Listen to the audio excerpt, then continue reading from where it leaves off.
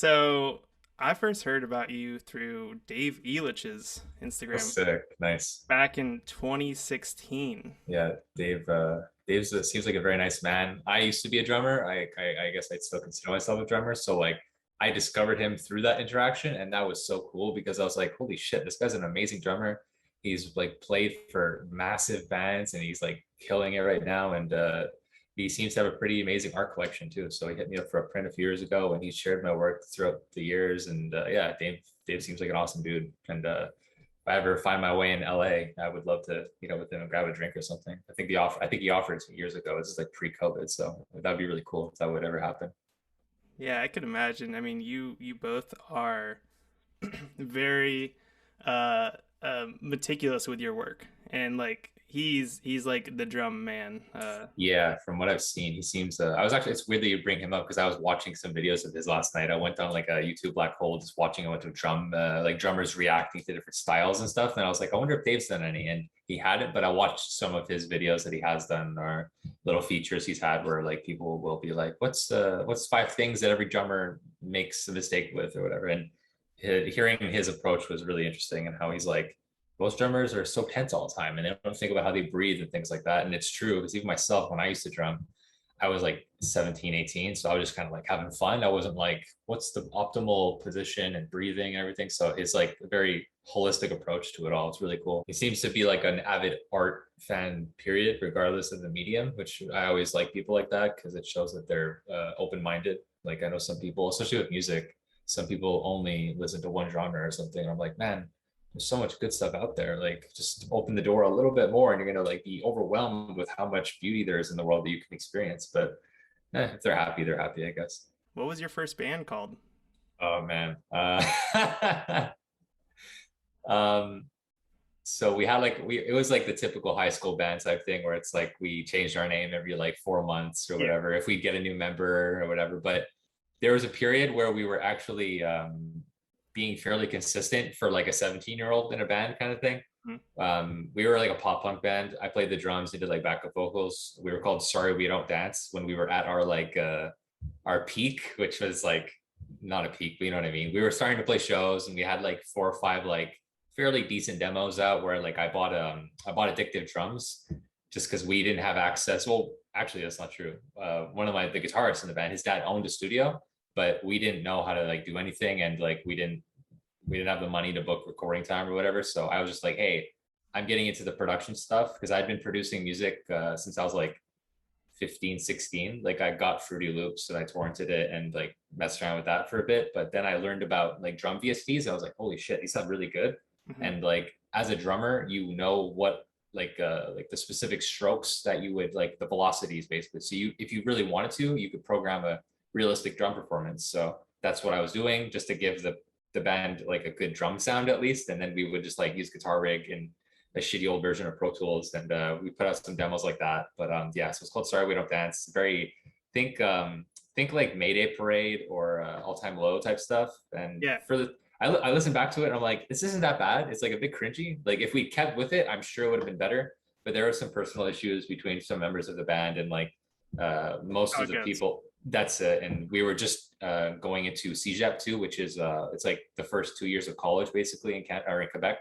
We have a slightly different education system, but it was just like I was starting to get more into photos and then the band and then personal issues and then work, school, girlfriends, etc. It kind of all fell apart in the classic like young band that we don't take too seriously type thing. But it was fun. Playing shows was a blast, and I want to get back into that someday. Yeah, the name kind of reminds me of Panic at the Disco. Yeah, it kind of has that vibe to it where it's like it doesn't sound like a band name type thing. It's like tongue in cheek, whatever. Because they were starting to go to clubs or like they were sneaking into clubs and shit when they were like 17, 18. And I'm not at all like, I think I've danced like 8 times in my life maybe. And so I think like the idea of like, we don't dance, we want to be the people to make you dance type thing was the genesis of the idea. So we stuck with it. And yeah. I fucking love it. I don't. Have you ever really talked about your band thing on an interview before? Not really. I mentioned casually in passing that like I used to be in a band or whatever here and there if it comes up, but it was a fun experience too, and it was like my best friends. Like it was really sick, and like I said, the guitarist Phil, his dad owned a recording studio, but Yeah. we would just use it as like a jam space basically. So we just had like a rec hall basically where we would just like take the drums out from the actual studio. It was like the house kit, so it wasn't the best, but it was like I could play it and they had amps and everything. So we were, man, we were spoiled in that regard because I know I'm sure some bands would like pay hundreds of dollars a month for the setup we had, and we were able to go in when we wanted, basically, as long as there were no meetings or events or anything. But the drive just wasn't there, unfortunately. Like I remember once after a practice being like, man, like I can't wait to play shows and stuff, and it'd be so cool to tour and like go to small towns and play, and everybody was kind of just like, eh. I was like, what are we talking about? Like that'd be so cool. And I just in that moment for me, it like stuck in my head. I was like, they're not into it as much as I am necessarily. Like they're having a good time, but like they don't want to keep going with it, and like that's cool. But it was just like shit. All right, I see how this is. And I think But that's kind of a precursor to the mentality that you were kind of taking into your art down the line, that's right? actually a really good point. I hadn't really thought of that, but yeah, that's a good point, man. And yeah, So your parents give you a Polaroid camera. You go to New York on a school trip. yeah. Tell me a little bit about that trip. Like, what do you remember? I just remember it being, I mean, I haven't spoken to too many other people about like their first trips to New York City young age, but I feel like it was mostly just a bunch of the touristy stuff. It was just really cool to go on a school trip with a bunch of my friends at the time because like I know most people like hated their high school experience, but I'm part of the minority because I had like all my best friends in my class and we like didn't really try that hard, but we still got good grades. Like we were like those assholes who were just I can curse, right? Oh, please. Cool. Yeah. So we were those assholes who were like, I'll study like a little bit here and there and still get 80s. But I actually started a band with these guys too. So that's how I formed that relationship. But I just remember being there with them and having a good time. And I had the camera with me. And it was my first time having my own camera. So it was really cool to actually be like, this is mine. I can do whatever I want with it. I don't have to worry about like, I don't know, like giving it back to somebody. It was the first time I had that experience. And then on the way home, I was looking through the menu, just checking it out, being like, what does format mean? Huh. And I clicked it and all the photos were gone. So that was like the best way. I would have loved to have had those images still because I could have been like, these are the first images I took with the camera, but I learned the hard way what formatting means. So yeah, that was that trip. I was borrowing my parents' old digital camera at the time and just like going into my parents lived in a small town in Ontario, like 45 minutes away, and like cornfields just everywhere. Think like Indiana. Like I've seen photos or videos of Indiana, various like flat corn everywhere type thing. They lived in a small town like that, so I would just visit them and like go into the fields and try to take photos and stuff. But that was with their camera. So you did the trip when you're in high school, right? Yeah, grade 9. Yeah, that's like right when I started like becoming good friends with these guys. And then from grade 9 to grade 11, we played music together and we stopped playing music around like the first year of CJEP. So like that would be grade 12 for Americans. So did you start doing photography around, so same sort of point, so like 15? Exactly. It was very like back then it was super uh,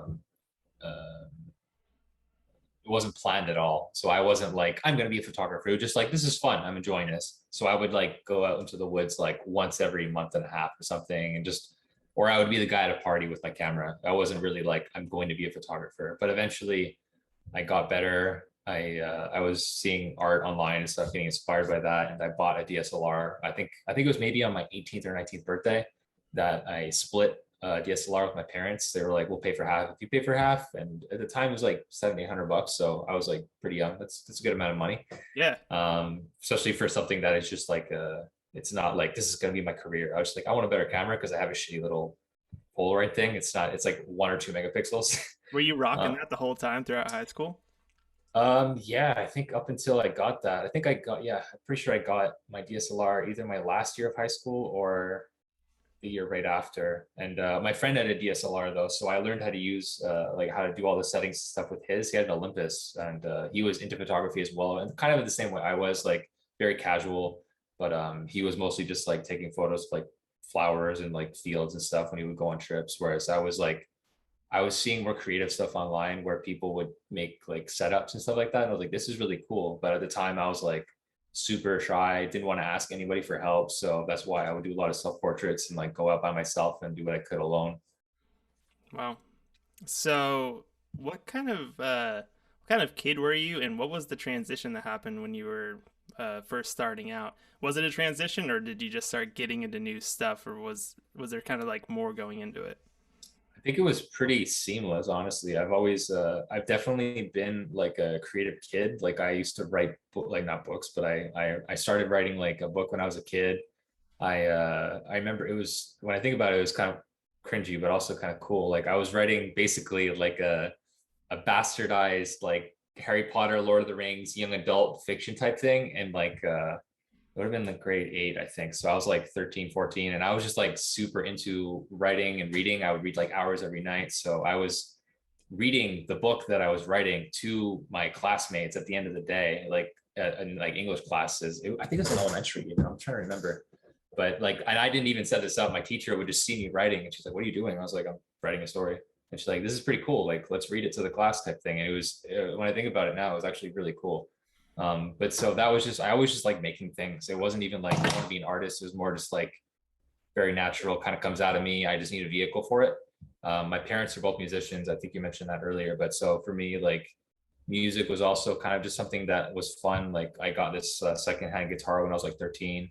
I still have it and I still use it. I love it. But like I would just like mess around with that. I tried to do lessons, but I hated the rigidity of it, where I was like, you gotta do scales. And like I was like, I don't care about any of this. I just want to have fun and like create things. And that's kind of the way that I approach like everything I do, where it's like I have the technical knowledge that I need to do the thing I want. I don't want to be a master of the craft. I want to be a master at what I want to do.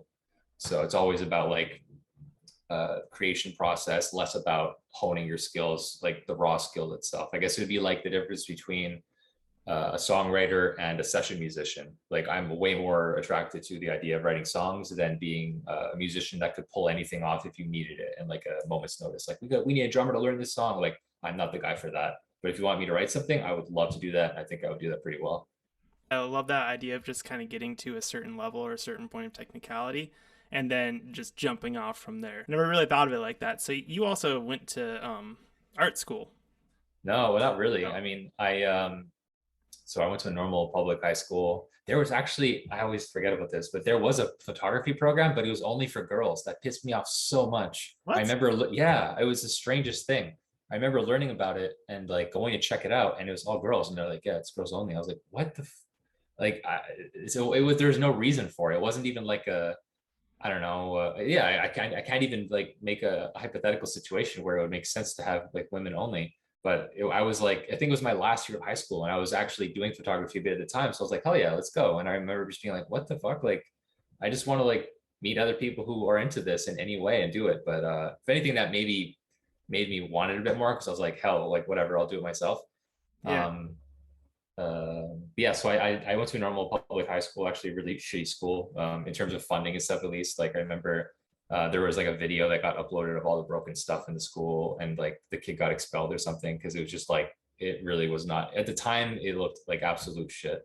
And then I went to a reasonably decent CJEP, so which is, CJEPs in Quebec are basically like in the same way that there's middle school between like an elementary and a high school, CJEP is the in between in Quebec between high school and university. So you can get a degree at a CJEP, but it would be like the equivalent of getting like a bachelor's basically. But you can still then go on to get an actual bachelor's degree in Quebec, or a master's or whatever you want. So I went to Dawson College for that, which is basically, like I said, a decent school. Could get a good degree in it or whatever. And I did like a general arts program. It was just like think of like a communications program. It was kind of like that. So I did like a bit of photography, a bit of video, a bit of like this and that. And then I got my deck in that, which is like the 2-year equivalent of a degree.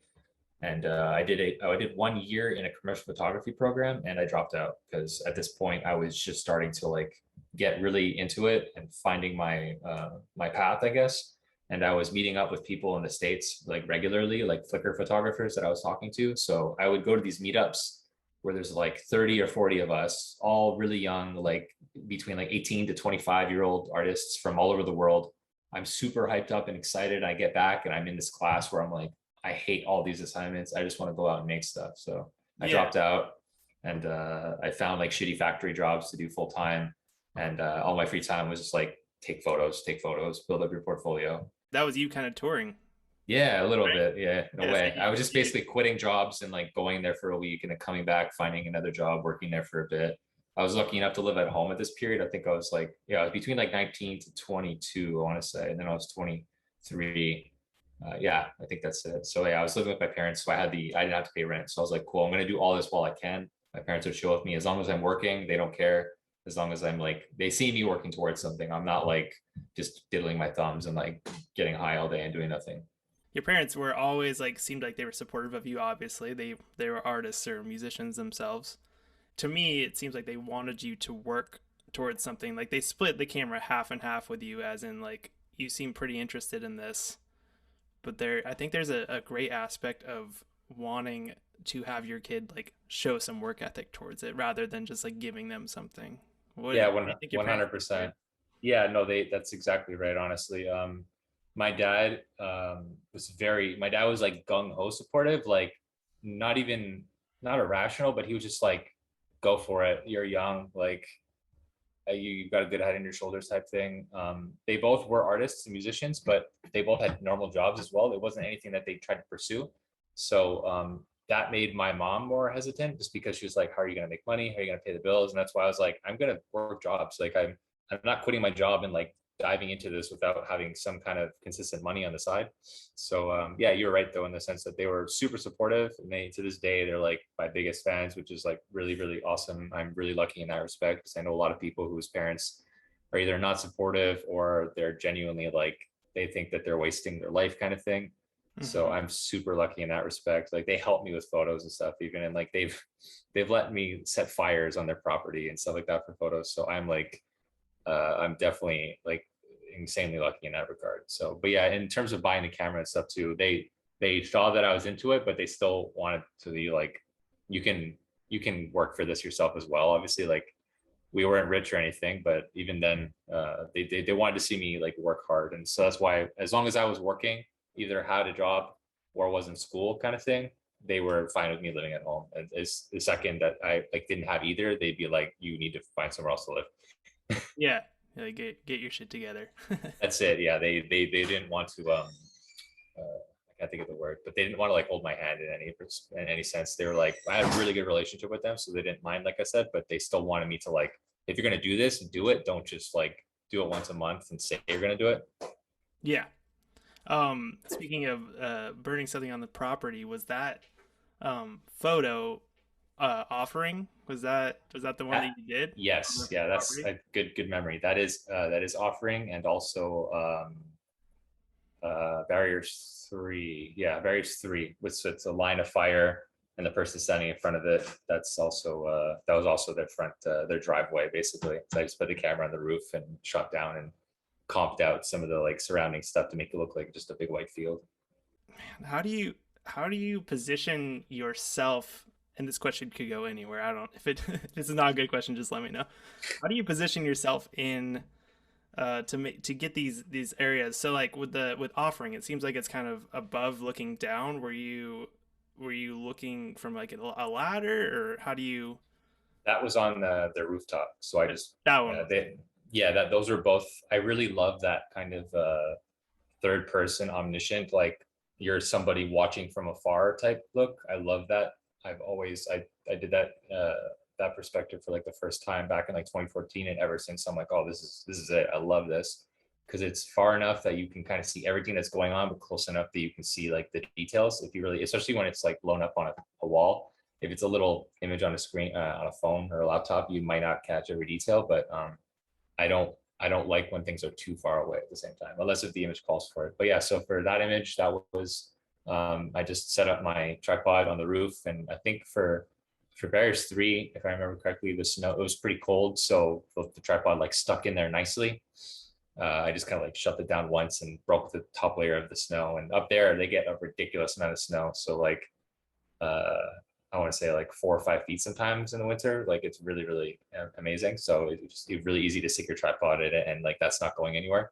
And Yeah. then for offering, I think it was a bit warmer, and I had to actually like make like piles of snow to hold it, because it's on a roof, it's slanted. So, but yeah, both times my dad helped me too. It goes back to like how supportive they are. My dad, I think for Barriers three, he was taking the photos, and then for actually, yeah, he took the photos for both, except yeah, I think that's actually it. No, I was taking the photos for offering. He poured the gas, I took the photos, and then for bags three, I poured the gas and he took the photos. Either way, he helps. Yeah, yeah, yeah. So when you're getting these angles and stuff like that, do you usually like draw it out first, or is that kind of the idea of like I want to get up here and because it creates these really incredible angles and you kind of feel like you're like you said omniscient uh third person. So is that how you usually go about the process? Yeah, I always the ideas are almost always first, and then it's a matter of figuring out how to make them happen. So yeah, for those two, I drew them out, and I knew that I wanted something high and above. And I think I remember I didn't that they weren't my go-to. I wasn't like, oh, I'll just do it on my parents. But that was an ask. That was like, okay, I've looked. I don't know how else I'm gonna do this. There was there's a spot in their area that I could have done it in retrospect, but for both of those images, I needed a lot of wood.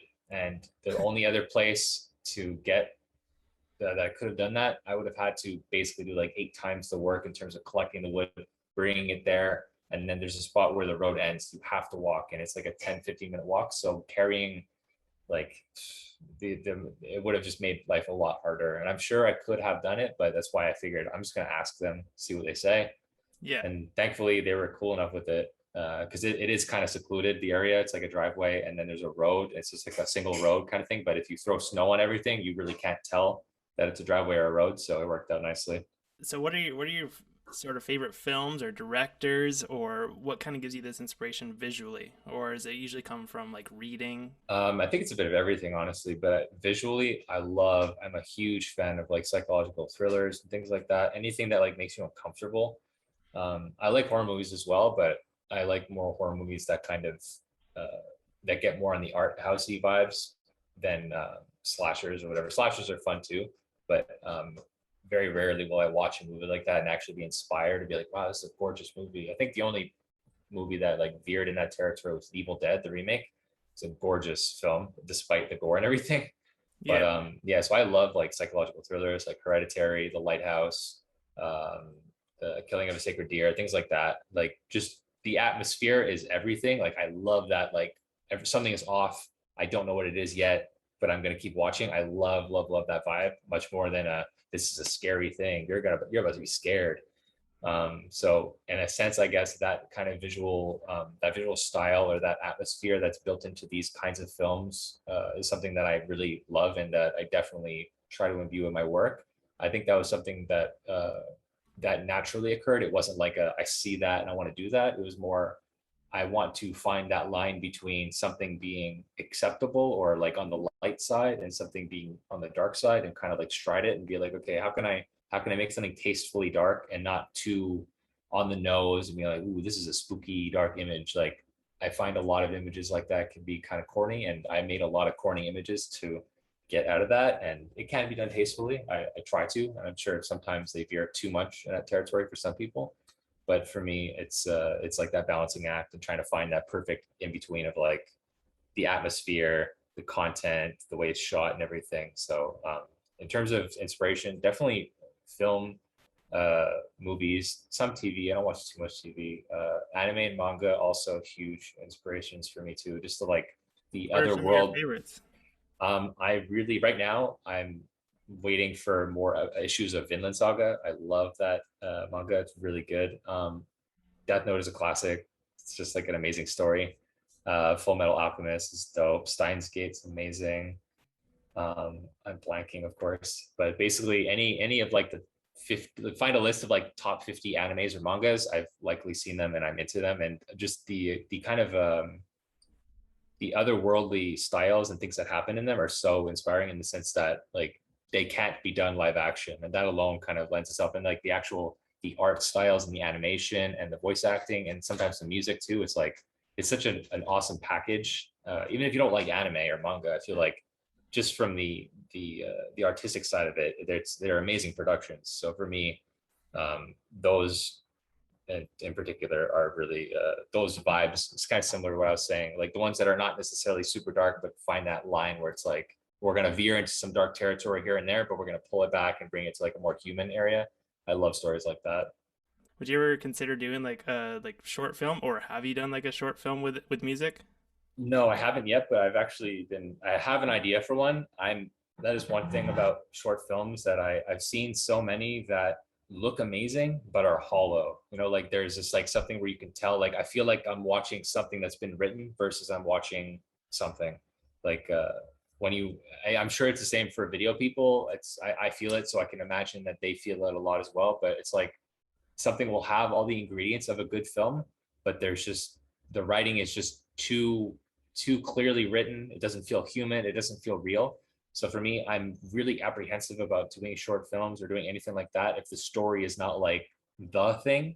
Yeah. Like you can have all the visuals in the world, and if it doesn't land like emotionally or connect with you, it doesn't matter. Yeah. So for me, the story was what I got hung up on the most. And I have like a rough outline of a story, or even just like gesturing towards a story, not going too heavy into like character development and not going too heavy into world building, just kind of like really in the same way that I would do with my images. So like for a lot of my images, it's not so much about telling a story, it's about kind of probing at ideas and like setting a mood. And I think that is definitely what I would be more inclined to do if I if I were to do short films, because I'm not a writer. And unless if I worked with a writer, that would be really cool. If I could find somebody who had like an idea, then I'd love to like be the DP for that or something, or like lend a hand at least. But yeah, in a perfect world, I would like shoot a short film and write the music and maybe even act in it, because acting is also really cool. Yeah. Hey, maybe one day. Yeah, I mean, so I always feel like your images are it's cool to hear you say it. It always feels like they're like it's about to be a boss battle. It's kind of like what I'm yeah, yeah. thinking. No, that's a good way of putting it. Like Honestly, the yeah, cultist or the maniac is kind of like yeah. doing something and like You're it's missing something, but you have enough that you can kind of go off with it. Like, but it's not like this is the thing that's about to happen. You're like, what's going on? you're like, oh shit. Yeah, yeah. Yeah, no, that's Uh, definitely trying to show you like the in between, or like the in the middle of something, less of um like I said, like you can't tell who's the main character kind of thing, or what's going on kind of thing. yeah, kind of. What brings to mind is like Shutter Island. I never saw that, but I know the twist, so I've been holding off and watching it for the longest time. Yeah, it's got the twist, but okay. Well, you should watch it. Yeah, I should honestly, because I've heard it's really good. So I'm sure it would be kind of it won't be as good of as an experience because I know going into it what happens, but I'm sure it's a good movie either way. So I should. Yeah. Well, shit. Don't spoil Yeah, it. exactly. Even though I know Yeah, what happens, but yeah, even though it's spoiled. Well, yeah, just for the imagery and videography alone, it's incredible. gotcha. You have a through line with all your work. It seems like, and you are getting up to a moment. What can you think of like the last image that you put out, or in a recent one? What was like kind of the first original thought? It's not sexy. It's not like, oh my God, I had this amazing idea. It came to me. It's more like, I really like that angle. I really like that composition. I'll see something in another piece of art or in like daily life or anything, even if it's like an advertisement or something. I'll just be like, that's a really cool way they did that. I want to do something like that. I don't want to do that, but I'm going to take that and hold on to that. And then I'll add stuff to it as time goes on. So I can't remember the specific source of. Oh, actually, I think I do actually. So there's an image that I released recently called Limbo, where it's a figure lying in water and there's a light coming from below them. And I came up with this idea probably like a year and a half, 2 years ago. And I had another idea, which was like kind of the inverse of it, that kind of spawned this one as like a sister image kind of thing. But it wasn't the first one, it wasn't ever actually made, but this one did. So the original idea I had was I wanted to put my camera at the bottom of a body of water and look up, see the sun and a bunch of bodies floating above the water, and you'd have like the light coming through and everything like that. I tried it like 2 or 3 times. I ended up almost destroying my camera on one of the attempts, so I've been kind of hesitant to do underwater stuff again. But that idea spawned this other idea where it's a figure on top of the water and the light's coming from below this time, and I would be above the water. So that's a bit more rare, where I look back at older ideas and I kind of repurpose small elements of it. So, but that is in the same way that I would see another piece of art, or I would see a film or something. I would basically like make a remix of a remix of a remix kind of thing. So I'd be like, oh, I really like how they did this. I'll take that. I really like how they did this. I'll take that. And sometimes, like I just said, I'll look at older images of mine and kind of be inspired by that as well, although that is a bit less likely, or a bit less often to happen. So it's usually just a very slow amalgamation of events that create an image in the end. It's very rarely is it like, oh my God, like I had this entire idea and it came to me like that. I think that's happened like 3 or 4 times maybe. Do you journal a lot? No, yeah, no, I really don't. I've considered it a few times, but I am very unorganized and pretty. I feel like it would feel like a chore for me, and like I don't know how much I would actually get out of it. So I would really maybe I should do it someday. I don't know, even if it's just like 5 minutes, just like one line every day, and look back at each line kind of thing. Like I could. For me, like I would just need to see. I just don't know what I would get out of it, I guess. Yeah, I always what got me started in it was just waking up in the morning, throwing up on the page basically, and just kind of going on with my day. Kind of gets that idea out. But yeah, I was just wondering because you said you sketched a lot and for your images. That is a Um, cool idea though. I like the idea of doing it when you wake up more than like the end of the day, because your brain is more like putty at that point. It's more receptive of things, or you might have had some awesome dream that you want to write down. That I could see more so yeah, than like, oh, my day sucks. Like, okay, today your this happened or diary. whatever. Yeah, Yeah, exactly. I don't know. I hate that shit. I just Yeah. and I just like started putting everything in the same journal rather than being like, oh, this is one music project I'm doing, and this is that. I'm just like, it's a very ADHD version of it, which is Gotcha. great. Yeah, Anyway, it's like the notes version on my phone, basically. exactly. That's Yeah. the same thing. I just have it in written form. And um, Yeah. so what do you think? So Montreal sounds really cool. I have to say, I was checking it out a little bit before, and it seems like a paradise for artists in general. What do you think Montreal has? How do you think it has affected your work? Like just the area, the people, the place. Any and all thoughts? For sure. Um, I used to not think that I was that inspired by the city like years ago. Like when if someone would ask me a similar question, I'd be like, not really. But the more I spend time in the city, I noticed that I'm really into brutalist architecture. I'm really into like massive kind of monolithic type buildings, things like that. And there's a good amount of that here in the city. Like I live near a metro station that is like a Russian bunker type thing. Like it looks like this massive cavernous like cathedral to some like old god type thing. And it's when I was a kid, I saw it so often that it kind of numbed me to it. But the station is gorgeous, and like when I was looking for spots for photos, I remember just getting out of the metro one day and be like, why haven't I shot anything here? This place is amazing. Hmm. But it's because you kind of become blind to it because you've seen it so often. So definitely in terms of visual stuff, the metro systems have inspired me a lot. The architecture in the city itself is pretty interesting. There are some pretty iconic buildings here.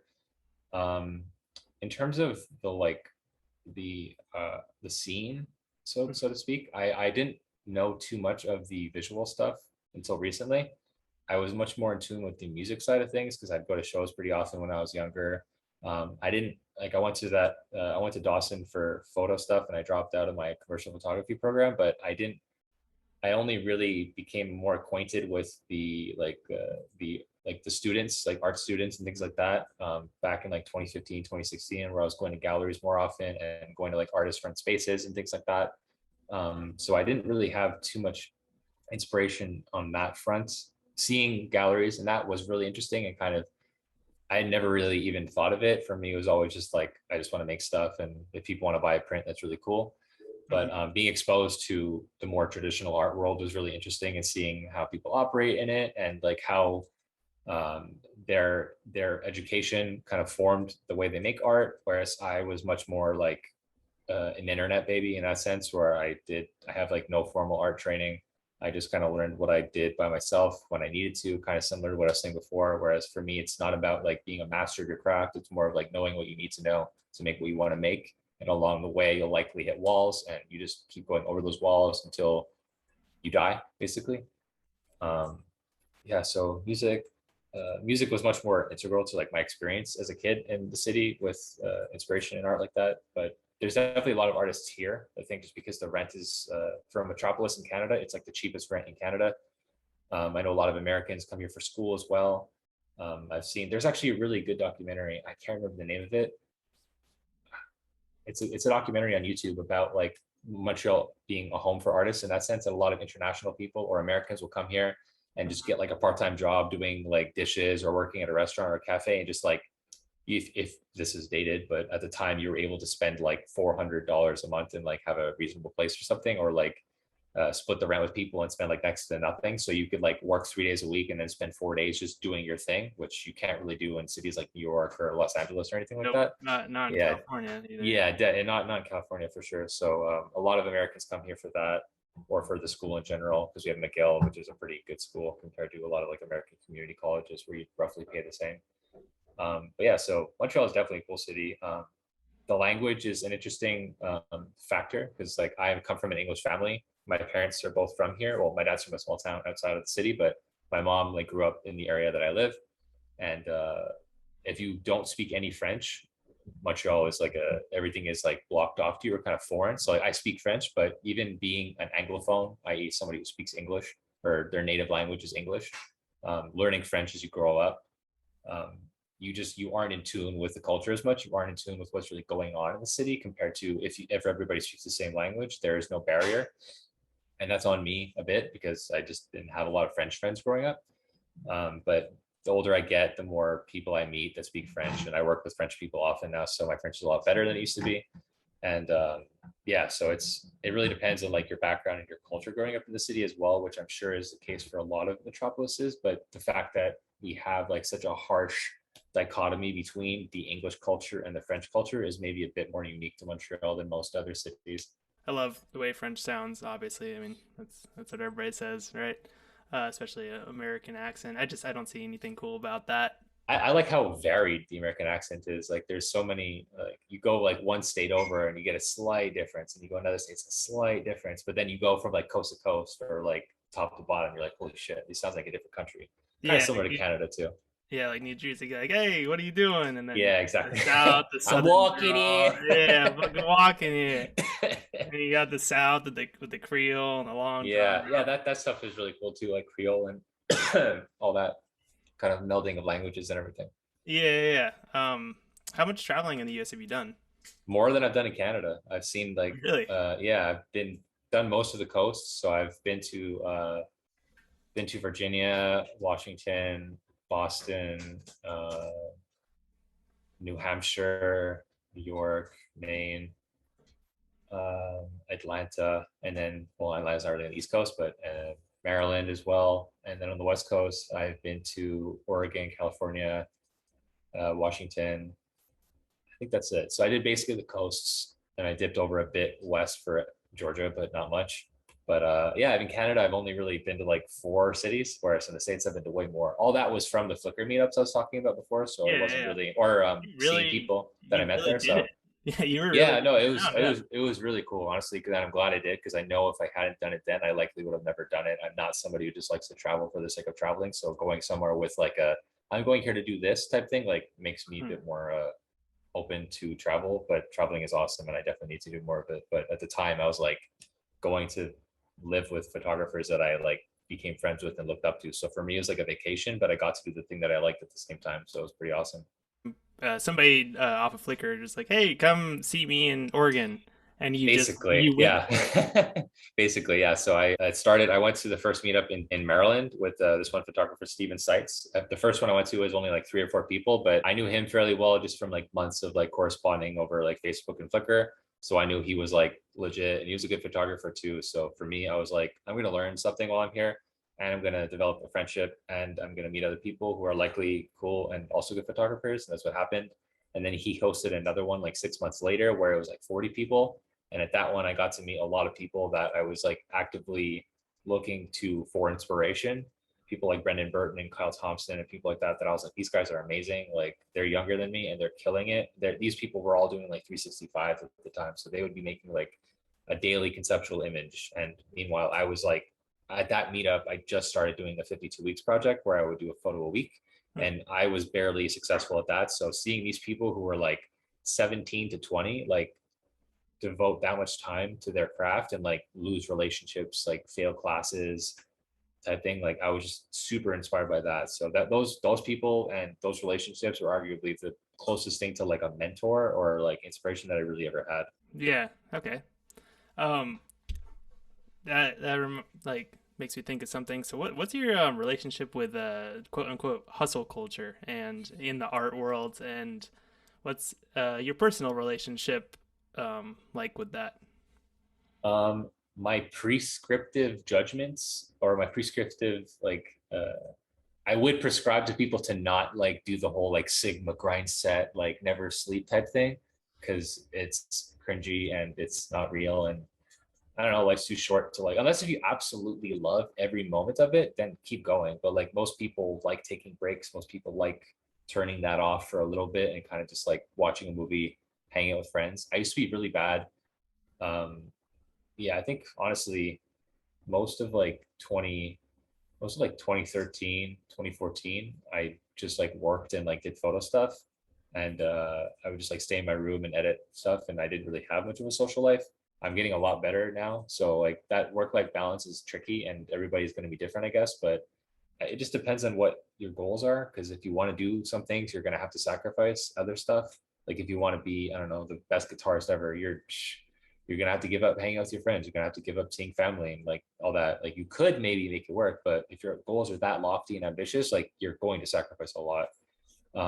It really depends on your goals, I guess, in that respect. But I also think there is a healthy amount of like there's a healthy in between where some people will be like, oh, you need a break or whatever. It's like, no, I know myself well enough to say like I should keep doing this. I need to keep doing this because I know what I want to do, and I'm not living up to the standards that I would set for somebody else. If I was telling them like, oh, if you want to do this, you should do this. Like if I fall short of that, I want to catch myself falling short of it and like do better, not just be like, oh, I'll take a break. You know, life's too short. Like because that can easily cascade into like you not really doing as much as you could. And I don't know. I don't want to simultaneously, I don't want to like be on my deathbed and be like, I should have taken more time off. But simultaneously, I don't want to be like, I was so close to what I wanted.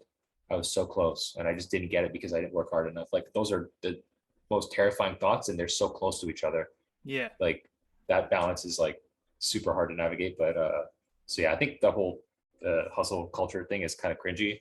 A lot yeah, of people that like propagated it at the time have like retracted a lot of that, like Gary Vee and people like that. Like they're a lot more like self-aware now, which is cool. But there's plenty of other people who like I see it on Twitter a lot where people be like, oh, no updates, bro. Like I don't know, it's just cringy. It just seems like somebody trying to impress you. It's like you're not you getting like 2 hours of sleep is not cool. Like you're gonna yeah, die. I don't know. yeah.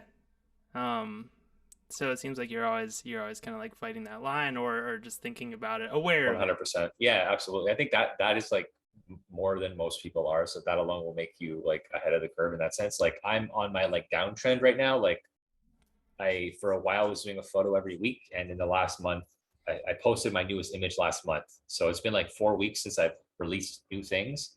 I have stuff that's like sitting on my hard drive waiting to be made that like I could probably finish, but I'm just like not really feeling it right now. So I'm just kind of like gonna kick myself and make myself get back into it as soon as possible. I helped Mm-hmm. a friend do a photo shoot today. That kind of like stirred some stuff up where I was like, okay, I remember this feeling. I like this feeling. I want this back. Um, but yeah, also taking time off. There's nothing wrong with it as long as it's not like indefinite. What do you do to relax if you're actually like trying to not? Um, Not engage. yeah, I'm really bad at it, but I lately I've been watching a lot more TV and reading a lot more manga, so that helps. Like I just watch old It's Always Sunny episodes, or I'll watch some of The Office with my girlfriend or something, or I will read manga, and that will kind of just the manga at least will inspire me. And sometimes I'll watch movies or something like that. It's October, so we're watching a lot of like horror movies or trying to lately. So that's cool. It's an easy way to like passively enjoy something, but also maybe get some more fuel.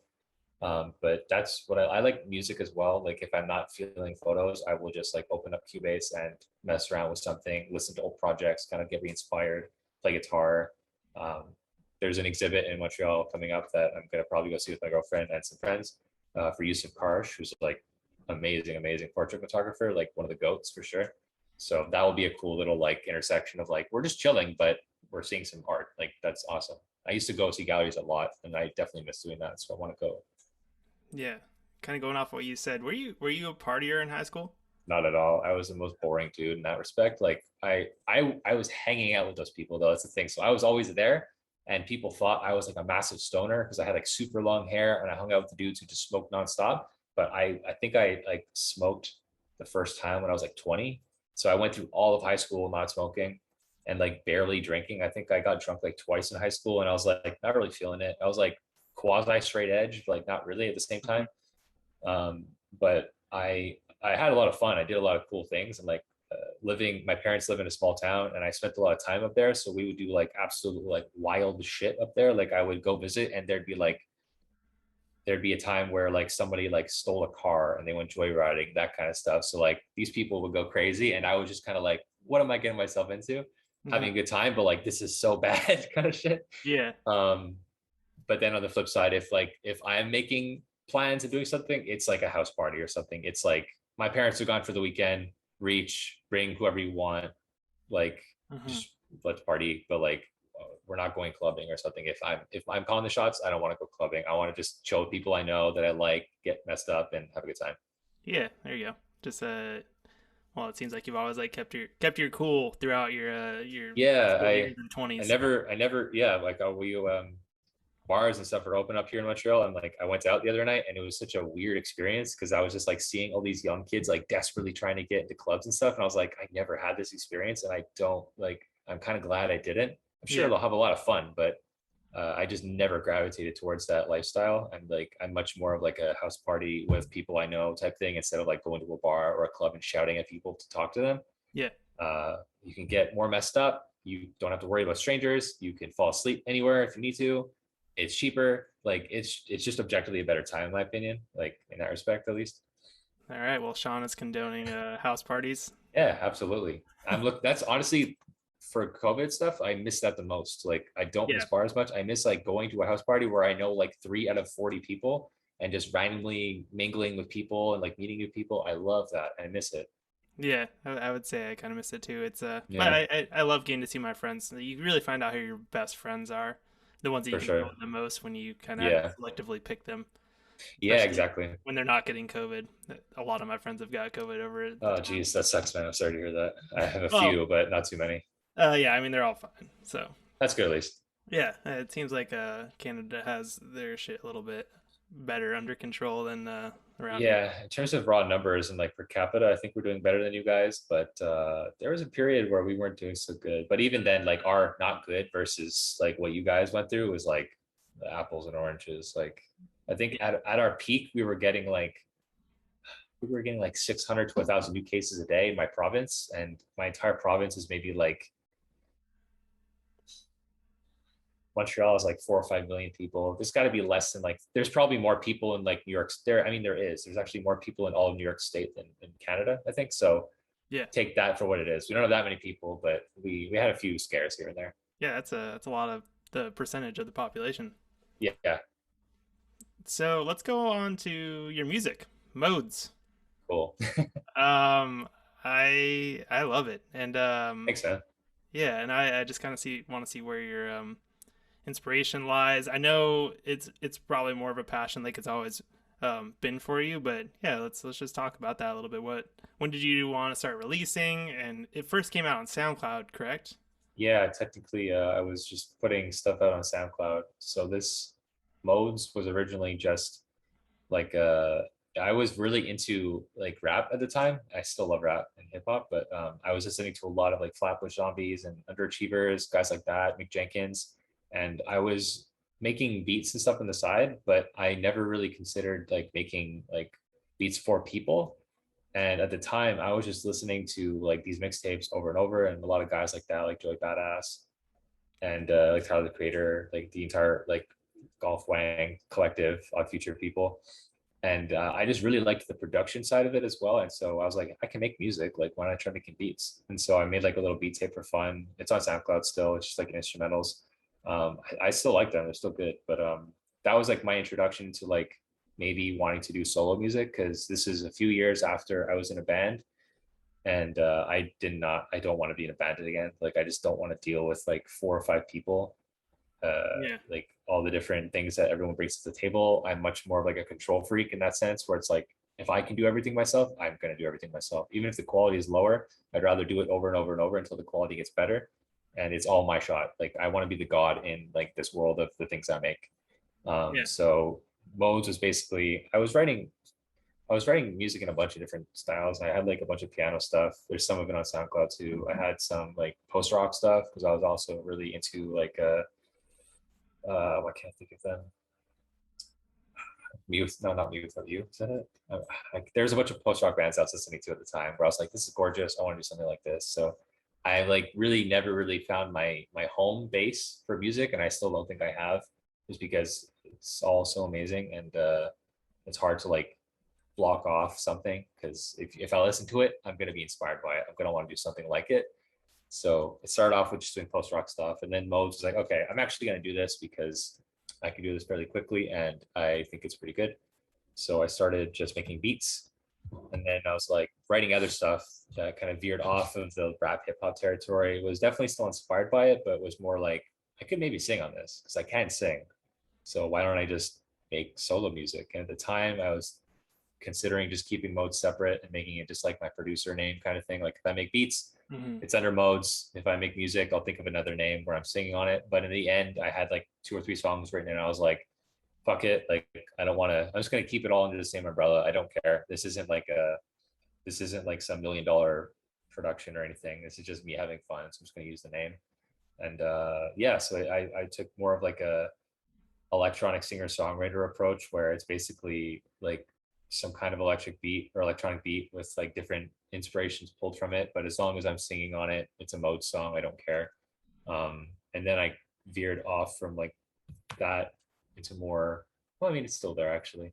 So yeah, and I haven't really released anything in like over a year now, just because I've been focusing so much more on photo stuff, but I'm always writing music. It's just finishing it is the hardest part, because it's with photo stuff, I'm so used to it that like it doesn't feel as personal anymore, or doesn't feel like I'm putting myself out there as much, because it's almost expected of me to just do this.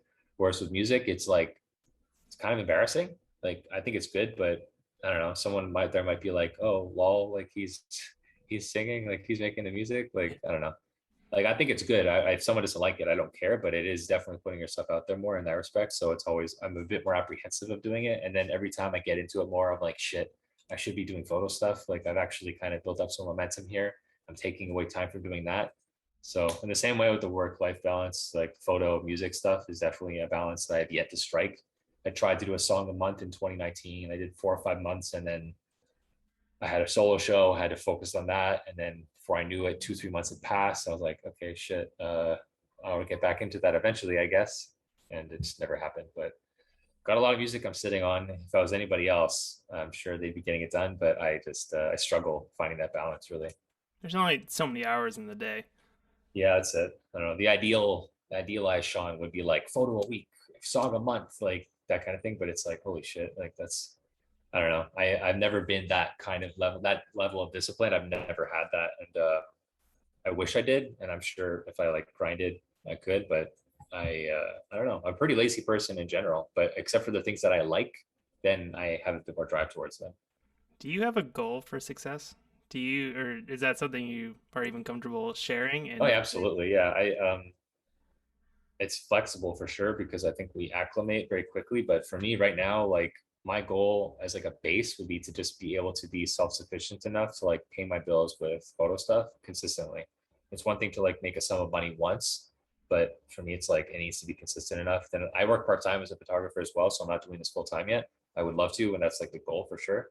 But I think even just being able to do that, like I've already won. Like if I can pay my bills, even if I'm not making like racks and racks, if I'm just like, if I'm able to save some money and pay all my bills and not like worry about when the next check is coming, I've won. Then from there is where like, okay, what can I really do with this? Like, then the next, that's like the pyramid of needs, or I think that's it. mhm. Hierarchy of needs, where it's like base level, I need to have my bills paid. Like that Yeah, needs to happen. And then from there, it's like, okay, well, I'm gonna make the series that like I want to see, and then maybe music and film comes into the equation more, because I don't have to work for anybody else anymore, unless if it's a commission that I want to do. But yeah, so for me, it starts with the financial side, just because for me that's like I need to live, and mhm. then from there, I think I'm just gonna basically keep making stuff till I die. Um, Yeah, it's just, Yeah. it's not even like a, there is no like end game. It's just, I want to keep making ideas. I have ideas that are worth putting out there. I'm sure people would like them and I like them. So same with music. Like if I could manage to release enough music to actually build up a following and people would want to hear it, like I won. Like it just, at that point, it's just keep doing it until you can like keep going higher and higher. And even if you don't get to the top, like enjoy the ride, I guess. And I'm Hmm. bad at that. I don't take moments to actually like smell the roses enough. I'm like, have those moments where you're like, I have what I wanted, and I'm not checking that enough. Because like 3 years ago, if I told past Sean like XYZ is happening, he'd be like, no way, like that's not gonna happen. But like now that it's happening, I'm like, oh shit, like that's actually pretty cool. Maybe I should chill, take a moment, watch a movie. Like you don't Yeah. need to not see friends, especially now. I'm turning 30 in a few days, and like I don't know, a lot of my friends are having kids and stuff, so I'm really trying to just like enjoy seeing people while I can before they have like entire families built up for themselves too. So it's always that balance type thing. Well, hey, I just gotta say your work is incredible, Thanks, and man. I've loved it for so long. And yeah, if anything, some dude in California really likes your stuff, so Appreciate that, man. I've Thank always you. appreciated you. And honestly, Oh yeah. I'm in a I'm in the music medium, so I definitely see your work, and I'm like, that is really incredible, and it's extremely artistic, and I just really, it drives me a little bit more to do better. That's awesome. So kind of going from there, your art deals a lot with self doubt, darkness, isolation. Um, let's get into that. Where does that come from?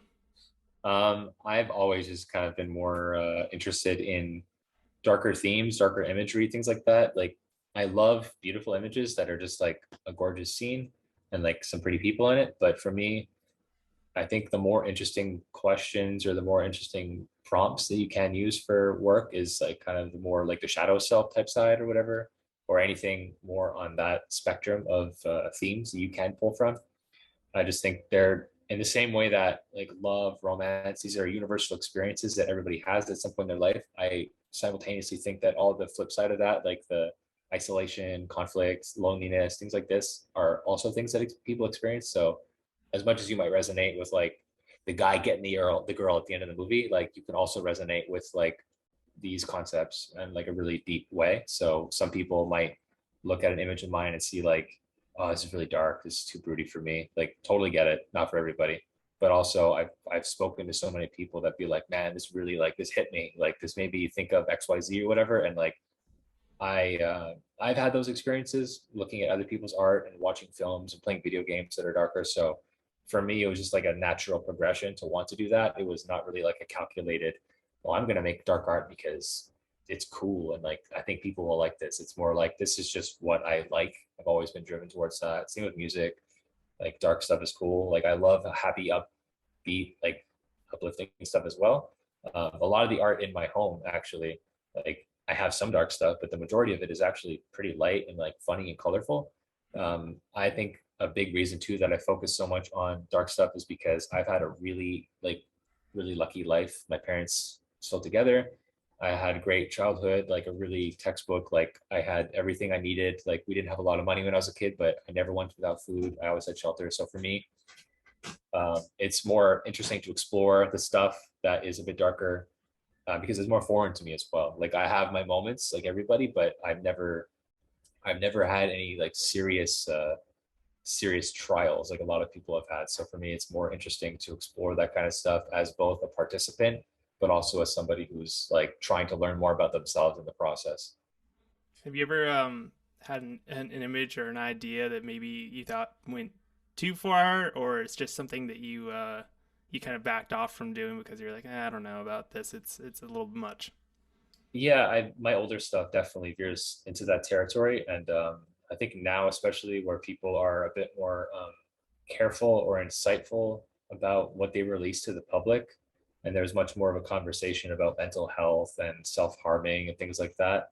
That some of the images I made in the past are just, there's nothing wrong with them in my opinion, but I've released images and had some people like today be like, "Can you put a trigger warning on this next time?" And like I totally get that. Like for me, it's understandable if you see something that evokes like a legitimate like trauma response from your body, I would not be cool with that either. So I definitely used to kind of, and this goes into like what I was saying earlier about kind of going maybe too far into like the dark stuff once in a while, where it's like a bit too macabre and less, it's a bit too horror and a bit less psychological thriller. Mm-hmm. So like there are some scenes where there will be somebody hanging, for example, and like you might not actually see it, but it's heavily implied. I don't think it was too like gory at the time or anything, or even just using a noose in an image as more of like a, like there's one image I have where a figure has their hand in their face and they have a noose around their head. They're not hanging from anything, and then there's nooses around them. So it's more of like a manifestation of the thoughts that they're having. That was my idea at the time. But even like doing that, like, I don't know, I think it's a bit too on the nose. Like you could probably convey the same thing without such a supercharged symbol. And like if you really wanted to break it down, like there's a lot of baggage that comes with a noose, like thinking about like history of the modern world in the West, like maybe don't use that. Like these are all valid criticisms, and I wouldn't, I don't think I've stepped too far into any territory where people will like cancel me or anything, but I made a lot of that stuff when I was like 16 to 20. So like, I'm not exactly like a moral philosopher at this point. I'm just making things that I connect with. Um, but I don't think I veer off into that territory too much anymore now. And you push the boundaries and you learn. Yeah, That's that's it. That's it. the big Yeah. thing with And art. yeah, exactly. And I think um, it is cool that there is much more of a conversation to be had about all of these things and to understand different perspectives. I just wish a lot of people were more open to the fact that not everybody is as educated as you on these, and like people are going to make mistakes. So maybe like work on bringing them to your side and like showing them what mistakes or perceived mistakes they might have made, instead of just being like, we should have known better. It's like, well, I mean, I made this when I was 16. I made this when I was 17. Like, and at that point, there was very little like general consciousness around mental health. Like people were depressed and stuff, but it wasn't something that we like ran charities for and that we talked about every week. So yeah, no, I don't know. You, like you said, you make mistakes and you learn. And also, there are horror movies. And Yeah, exactly. But I think for a lot of people, it's like, you know what you're getting out of a horror movie when you go into it. Like if you go into a horror movie and you say like, oh my God, this elicited a reaction out of me, it's like, bro, it's a horror movie. You like, you're gonna get that. But if you're just scrolling through your feed and you see like something, then I get that. That's, you're not expecting it. It kind of came out of nowhere. I've had some people hit me with that a few times, and I get it. I don't feel bad for doing it. I could have definitely done better, but at the same time, it's like, my work is dark, and like sometimes that kind of stuff's gonna come up. But yeah, I don't know. We can all do better. it's cool to see you acknowledge it and have a two-side version to it. And Yeah, I get it. yeah, exactly. The amount of people that might like seeing that on their feed versus the amount of people that might like seeing that on their wall or buying an NFT of it, very different. Like in the same way that I don't know, you might listen to a lot of music on Spotify, but you're not going to go see a concert of all of them. Like you might enjoy a metal song here and there once in a while, but you're not going to go to a metal concert. You're more likely to go see what's safer and like what you like more. So I knew exactly what people would like. I would just shoot like beautiful people standing in front of like gorgeous backgrounds and like cities and stuff. If I wanted to like make work that I thought would sell, I would just do stuff like that, but it doesn't really do anything for me. So Yeah, there you go. yeah. Well, you just mentioned NFTs. Let's do it. Let's Yeah, get into it. let's dig into that. So I was checking out your stuff for sale on OpenSea.io. Nice. Yeah, it's pretty incredible. I have not delved that much into it, but I have seen some of my musician friends. Well, one in particular posting that getting into NFTs is like one of the things that changed his life. I bet it's changed pretty much everybody. It's changed mine, that's for sure. Like I don't think about it often, but when I look at the numbers and stuff, I'm like, geez, like wow. Yeah, no, and especially for musicians, like I want to see more musicians making strides, because I feel like visual artists are really the ones who are kind of like getting the cake right now, which is really cool. But being in like having a foot in the other camp and knowing that like to make it to make any money as a musician is like a feat, whereas you can make money as a photographer. Like everybody needs headshots, everybody needs photos of their business. Like there is a practical real use case for Mhm. photos of like a just a purely transactional, purely contractor type thing, whereas with music not so much. So I would love to see musicians make more from NFTs and stuff. But yeah, OpenSea is dope. I have a collection up there right now that sold out in like 10 minutes, which is insane. I was like kind of just had no words when it happened because I wasn't expecting it. But yeah, I have stuff on OpenSea, I have stuff on Super Rare, and I have some stuff on Hen, which is it's like the same thing as OpenSea, but a different blockchain. So OpenSea and Super Rare both run on Ethereum. Hen runs on Tezos. How would you go about just checking out your NFTs, and kind of what do they mean to you in specific? Like how do they help an artist or a visual artist? For me, I think of them as just an extension of the artwork itself and another medium. So in the same way that when you go to a gallery or when you go to a museum, that would be a better example. When you go to a museum, if you go to the actual the halls, the rooms, you'll see the artworks on the wall. You'll see it's like 1 of 10. Like, wow, this is an original print from the artist. They signed it and everything themselves. Then you'll go to the gift shop. You'll see the same image, but it'll be the print version. It's like the poster. For me, that distinction is the same distinction between like the physical and the digital, in the same way that I could sell a limited edition print and I could have that image be a poster print. Making an NFT of it is just an extension of that like breakdown of mediums. So I'm sure some people could see it affecting the other two. So if you only do prints and then you sell an NFT of the print, would the print collector not really like that? Maybe, but if they're no if they're aware that you sell those as well, like I think you need to like do research on what you're purchasing, like anything. Yeah, no, and I really it's such a vast thing to talk about that I'm struggling to even like find Yeah, a place to start. because everybody who I've talked to about NFTs, there's a different narrative that people have came up with in their own minds. Like Gary Vee had a little something on it recently where he's like, "Yeah, you don't own the videos that you see of me, Mm. but they give you value. You can see the things in my house, and it's like in your hand, and I'm making some sort of money off of it." It's much as similar. Everything is kind of social media. We're getting to talk to each other over the internet. Yeah, exactly. Yeah, he had a really good example recently too, where I think yeah, because Twitter announced that they were going to be verifying NFTs on profile pictures. So Oh, like or something along those lines. I don't want to misquote it, but basically the idea is that like if your profile photo is an NFT, they will have like a verification process that like you link your account to the account that owns it, so that way you can be like I really own this. And somebody he was talking to somebody in an interview and they were like, why? And he's like, or what's the value in that kind of thing? What's the value in NFTs? And he's like, you can't see a blue chip or a blue check on Instagram or Twitter when I walk around. But when you go to my account, you see that I have a blue check. A blue check. It's like a status thing. It's literally a check mark in the sense that like this guy has some kind of base of support. He is a somebody. In the same way that there's value in that, and that people will pay thousands of dollars for a blue check, even just to have the perceived value of being like a somebody. So if somebody's willing to spend thousands of dollars on a blue check on a social media website, they're going to be willing to spend that much money on like an asset like a crypto puck or something that is basically the equivalent of like a digital Lambo, because it's literally what the what the prices are. yeah. So it makes Wow. total sense. Yeah, it's literally like in the hundreds of thousands, if not millions of dollars. But that is like the blue check is like a good parallel, because even like to this day I still get DMs from like scammers being like, do you want a blue check? Like I'll get you through it. You just have to send me like 500 to $1,000. So there's clearly a demand for people who want this perceived value. So if there's something for that is like a purely status thing, there's no art involved. Now imagine involving art. So in the same way that like a fancy collector could be like, I have a Picasso.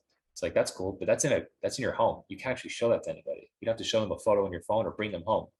With Yeah. NFTs and stuff, you can like buy stuff anywhere, own it. Like the ownership part of it is like the thing, or the at least the proof of certain, or the oh my god, the certificate of authenticity is basically like the whole thing. So in the same way that if you buy a print from a gallery, you have like a sheet of paper stamped, signed.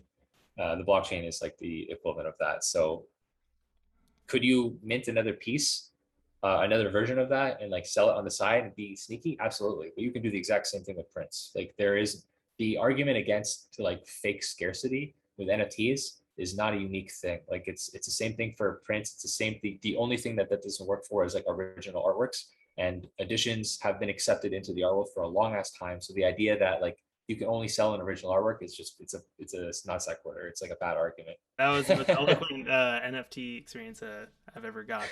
Thanks. Um, all right. Well, this has been super fun. I fucking love talking to you. Yeah, thank you So so much for having me, man. I appreciate it a lot. yeah, absolutely. So is there anybody that you would kind of like to shout out? Some of your contemporaries? Oh yeah. Um, I first would like to shout out my buddy Jamie, who helps me a lot with photos, and I help him. I was helping him earlier today actually with a photo shoot. So he goes by Fury Motoko. It's his like artist name slash music name as well. So he's only been shooting for a few years now, and he has some pretty good work. Highly recommend checking his work out, and also just a good dude who has helped me a lot over the years, and we developed a friendship just by making art. So it's really cool. I'd like to shout out my friend Justin as well. They're both locals, so like not too many people in the city that I know that do this kind of stuff. So Hmm. we're like we're friends and we're working together and stuff. So Justin, uh, also a photographer, but does more 3D artwork now. He does like he's been doing really well. Like he does like a everyday render type thing. And he's been doing it for like I want to say like 200 days now, and his when he was starting, like, he was like okay, but now he's getting to the point where it's like, damn, dude, like you made some serious progression in like a year. His handle online, I'm going to butcher it because it's like a stylized version of his name, but it's like Giostino Giotesio. He's like a big JoJo fan, so he's like stylized it in that manner.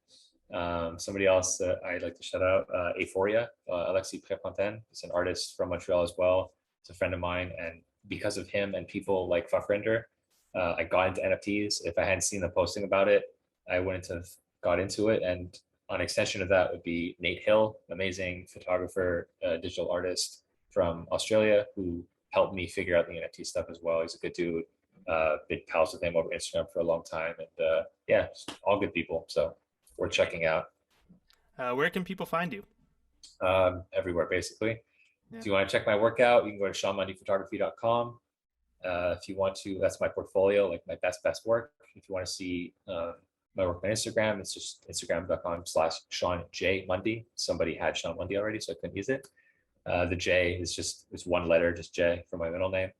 And on Twitter, it's Sean Mundy Photo. On YouTube, if you just look up Sean Mundy, you'll find my stuff. I have some tutorials or some breakdown videos or behind the scene type stuff.